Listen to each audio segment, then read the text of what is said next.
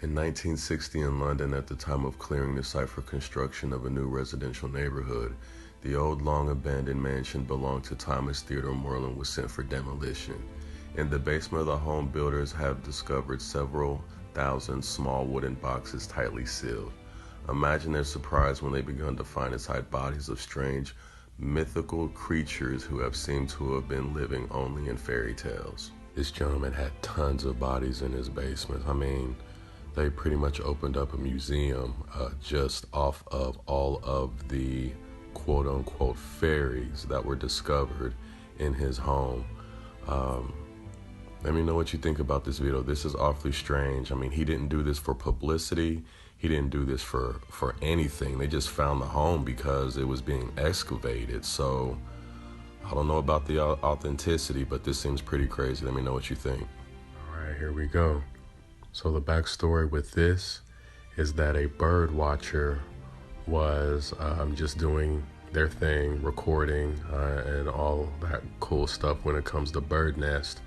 And they looked in a falcon's nest, again, doing their bird watcher thing, setting up a camera, and this just happened to catch their eye.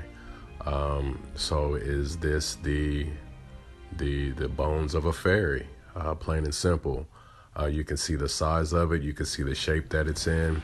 It hasn't been disproven. I mean, it looks legit. I mean, it looks like a falcon ate this thing up. I mean, and you can't even really argue with the backstory. So if it is a hoax, I mean, how can you argue with finding the bones of a fairy in a falcon nest? Like, I mean, what can you do? So just let me know what you think of this video, and as usual.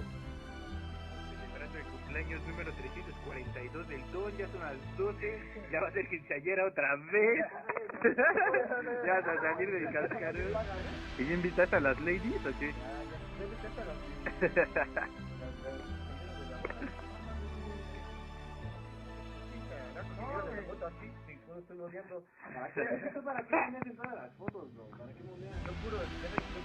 No mames, espérense, güey. No vayan a voltear. No mames, espérate. No mames, no mames, no se vayan a parar, güey. No mames, no mames.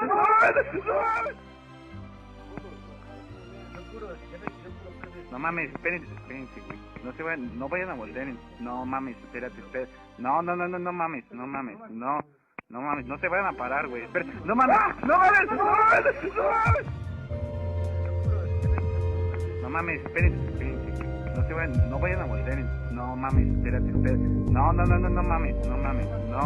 No mames, no se vayan a parar, güey. No mames, no mames. No mames, espérense, güey. No vayan a voltear. No mames, espérate. No mames, no se vayan a parar, güey. No mames, no mames. The shape of the locusts were like horses prepared for battle.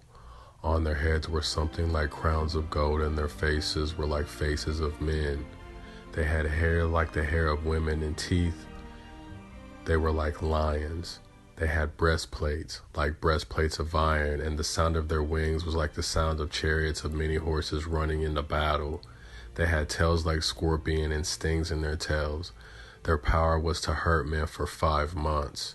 They had as king over them the angel of the bottomless pit, whose name in Hebrew was Abaddon, and in Greek his name was Apollyon. Revelations chapter 9, verse 7 through 11. And as usual,